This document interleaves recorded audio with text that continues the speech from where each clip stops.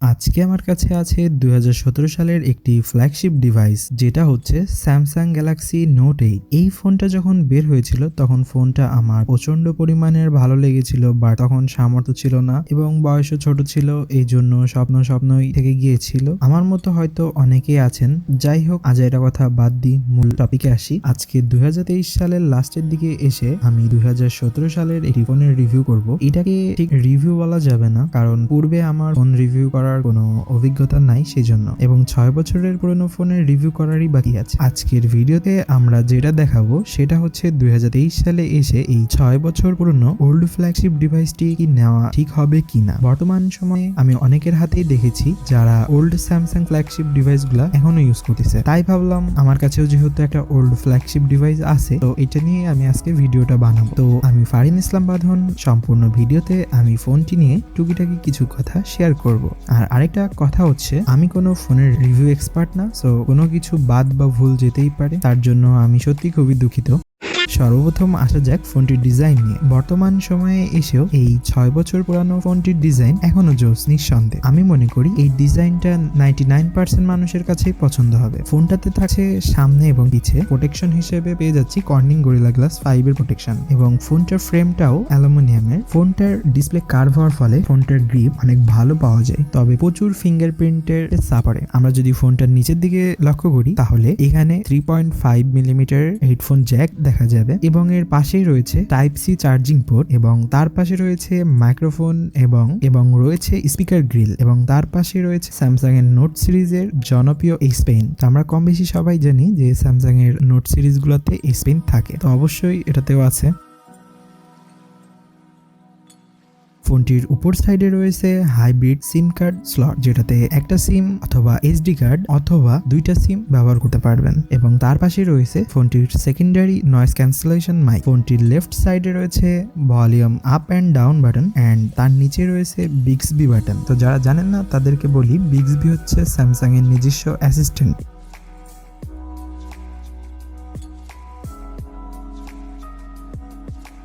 Hey Bixby, open torchlight. এবং right সাইডে রয়েছে পাওয়ার বাটন। ফোনটার ব্যাক সাইডে রয়েছে ডুয়েল ক্যামেরা সেটআপ। প্রত্যেকটা ক্যামেরায় 12 মেগাপিক্সেলের ক্যামেরা, যেটার একটা হচ্ছে f1.7 অ্যাপাচারের ওয়াইড অ্যাঙ্গেল ক্যামেরা, এবং অপরটি হচ্ছে f2.4 অ্যাপাচারের টেলিফোটো ক্যামেরা। প্রত্যেকটা ক্যামেরার সাথে কিন্তু রয়েছে ওআইএস এর সাপোর্ট, এবং ইআইএস এর সাপোর্টও রয়েছে। আসলে এর ফলে ভিডিওগুলো অনেক স্টেবল হয়। ওআইএস হচ্ছে মূলত অপটিক্যাল ইমেজ স্টেবিলাইজেশন, যেটির ফলে ফোন থেকে তোলা কিছু ছবি এবং ভিডিওতে শেকিনেস দূর করে। এই ফোনের ব্যাক ক্যামেরা দিয়ে তোলা কিছু ছবি আমি এখন আপনাদের মাঝে দেখাবো, এবং আপনারাই বুঝতে পারবেন যে এই ফোনের বর্তমান সময়ের ক্যামেরার কোয়ালিটি কেমন। ছবি টুকটাক আমার কাছে ভালোই লেগেছে। এর কালার কন্ট্রাস্ট সব ঠিকই ছিল টুকটাক, তবে কিছু কিছু জায়গায় এটার কালার অনেক বুস্ট করতেছিল, আবার কিছু কিছু জায়গায় এর কালার তুলনামূলক ভাবে কমিয়ে দিচ্ছিল। সব মিলিয়ে আমি যদি বলি যে ফোনটার ক্যামেরা বর্তমান সময়ে এভারেজ, এবং এই ফোন দিয়ে করা কিছু ভিডিও স্যাম্পল আমি এখন আপনাদের মাঝে দেখাবো। যেহেতু এই ফোনের ব্যাক ক্যামেরাতে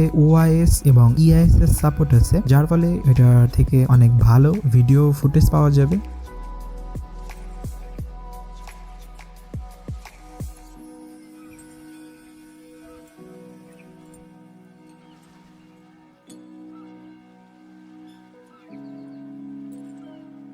ক্যামেরার দুটার পাশে যদি আমরা লক্ষ্য করি, এখানে একটা হার্ট রেট ও SpO2 মনিটর করার জন্য একটা সেন্সর দেওয়া আছে, তবে বর্তমান সময়ে স্যামসাং অফিসিয়ালি এটাকে অফ করে রেখেছে। এর পাশে রয়েছে ফিঙ্গারপ্রিন্ট সেন্সরের অবস্থান, যেটা অনেকটা উপরে। প্রত্যেকবার ফোনকে আমি আনলক করার সময় আমার যে ফিঙ্গার সেটাকে অনেক উপরে ওঠানো লাগছিল, তো ফোনটার এই জিনিসটা আমার কাছে একটু খারাপ লেগেছে, তবে আপনাদের ইউজ করতে করতে এটা অভ্যাস হয়ে যাবে। এবং ফোনটা সর্বপ্রথম হাতে নিলেই চোখে পড়বে কার্ভ ডিসপ্লে, এবং ফোনটার ডিসপ্লে হিসেবে রয়েছে 6.3 ইঞ্চির একটি সুপার অ্যামোলেড HD 10 ডিসপ্লে, যেটার রেজুলেশন হচ্ছে 1440p বাই 2090/60 পিক্সেল, এবং এটার PPI ডেনসিটি হচ্ছে 521। ডিসপ্লেটি কার্ভ হওয়ার ফলে এটির ভিউইং অ্যাঙ্গেলটাও অনেক ভালো ছিল। এটা হচ্ছে একটা 3K ডিসপ্লে, এবং ডিসপ্লেতে রয়েছে 60 হার্জ এর রিফ্রেশ রেট। ডিসপ্লেতে কিন্তু নসেট দেখা মিলবে, যেটা বর্তমান সময়ের ফোন থেকে অনেক বড়, তবে এটার উপরের দিকে যদি আমরা খেয়াল করি, এটা নচের ভিতরে কিন্তু এক হালি ক্যামেরা দেওয়া আছে। এটা আমিও প্রথমে ভেবেছিলাম, তবে না,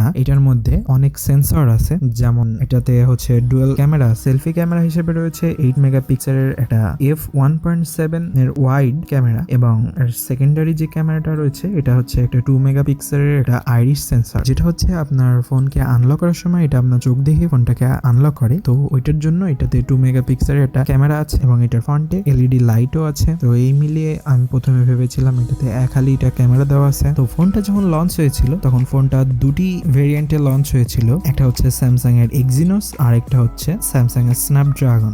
বাংলাদেশে টুকটাক স্যামসাং এর এক্সিনোস ভেরিয়েন্টটাই বেশি পাওয়া যায়। তো আমার হাতের ইউনিটটাও স্যামসাং এর এক্সিনোস 8895 এর প্রসেসরের, যেটার স্পিড হচ্ছে 2.31 গিগাহার্টজ এবং এটার জিপিইউ হিসেবে রয়েছে মালি জি71। এর প্রসেসর দিয়ে বর্তমান সময়ে টুকটাক সকল গেমই খেলা যাবে লো সেটিং এ। এই ফোনটাতে র্যাম হিসেবে রয়েছে 6GB আর এই ফোনটার স্টোরেজ হচ্ছে 64GB। তো এই ফোনটার আরো দুইটা ভেরিয়েন্ট পাওয়া যায়, একটা হচ্ছে 6GB RAM and 128GB storage এবং আরেকটা স্টোরেজ ভেরিয়েন্ট ছিল যেটা হচ্ছে 256। আমার কাছে রয়েছে সেটা হচ্ছে 64GB ভেরিয়েন্ট। আর প্রত্যেকটা ভেরিয়েন্টের সাথে 6GB র্যাম রয়েছে। ফোনটার সিকিউরিটি নিয়ে যদি কথা বলি, ফোনটার সিকিউরিটি হিসেবে রয়েছে ফিঙ্গারপ্রিন্ট সেন্সর, ফেস লক এবং আইরিশ সেন্সর এবং স্যামসাং এর নিজস্ব নক সিকিউরিটি। ফিঙ্গারপ্রিন্টটা তুলনামূলক ফাস্ট ছিল এবং আমরা যদি ফেস লক নিয়ে কথা বলি তো ফেস লকটা অনেক স্লো ছিল, অনেকবার মিস করতেছিল এবং ফোনটাতে যেহেতু আইরিশ সেন্সর আছে যার ফলে এটা অন্ধকারেও খুব দ্রুত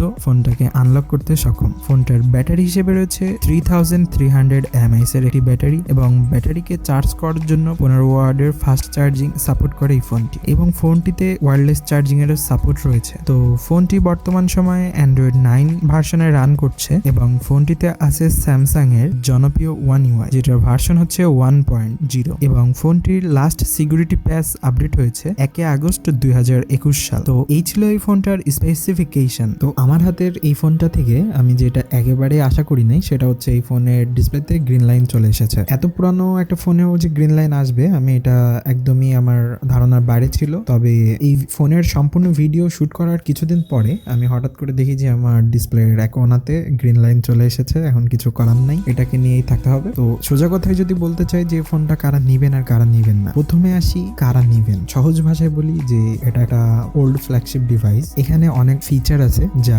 বর্তমান সময়ে এই বাজেটের নতুন ফোনে পাওয়া যায় না। আপনার বাজেটটা যদি একেবারে লো হয় এবং আপনি একটা স্যামসাং এর ওল্ড ফ্ল্যাগশিপ ডিভাইসের ফিচার উপভোগ করতে চান তাহলে আমি মনে করি আপনি নিতে পারেন। এই ফোনের যে ক্যামেরা আছে বর্তমান সময়ে টুকটাক ভালোই চলে যাবে, খারাপ না। বর্তমান সময়ের ফোনগুলোর থেকে এর ক্যামেরা মোটেই খারাপ না এবং এই ফোনটার ভিডিও মারাত্মক লেভেলের। আমার কাছে এই ফোনের সবচেয়ে বেশি ভালো লাগছে এর ভিডিওটা, মানে এই ফোনের ক্যামেরা দিয়ে যে ভিডিওগুলো পাওয়া যায় সেগুলা মারাত্মক এবং এই ফোনের খুঁটিনাটি অনেক ফিচার আছে যেগুলা দিন শেষে অনেক কাজে দিবে আপনাদের, আমি মনে করি। সোজা বাংলা ভাষায় যদি আমি বলি এই ফোনটা তাদের জন্য যাদের বাজেট খুবই কম এবং আপনারা চাচ্ছেন যে একটা ইউনিক প্রিমিয়াম ফিচারওয়ালা ফোন খুঁজতেছেন, তো আমি মনে করি যে ফোনটা আপনাদের জন্য। আর এই ফোনটা কাদের জন্য না, আপনার যদি প্রাইমারি ডিভাইস হিসেবে যদি ফোনটাকে দেখতে চান তাহলে আমি বলবো যে একদমই নেওয়ার দরকার নাই, কারণ এটার ব্যাটারি ক্যাপাসিটি খুবই কম, যা দিনে 3-4 বার বেশি চার্জ দেওয়া লাগে যদি আপনি হেভি ইউজার হয়ে থাকেন। আর তাছাড়া ওভারঅল সব ঠিকই আছে এবং আমার হাতের যে ইউনিটটা আছে এই ইউনিটটাতে বুঝলাম না যে গ্রিন লাইনও চলে আসছে। তো এখন কিছু করার নাই, যেহেতু আসছে এখন সবারটাতে আসবে কি আসবে না এটা তো বলা যাচ্ছে না। তো আর ভিডিওটা যদি ভালো লাগে তাহলে অবশ্যই লাইক কমেন্ট করবেন আর সাবস্ক্রাইব করতে কিন্তু একদমই ভুলবেন না। দেখা হচ্ছে পরবর্তী কোনো এক ভিডিওতে, ততদিন আল্লাহ হাফেজ। আর এইটা ছিল আমার জীবনের ফার্স্ট ফোন রিভিউ। হয়তো অনেক কিছু বাদ পড়ে যেতে পারে এবং অনেক কিছু হয়তো ভুল হইতে পারে, তার জন্য আমি দুঃখিত। আশা করি আপনাদের ভিডিওটা ভালো লাগবে।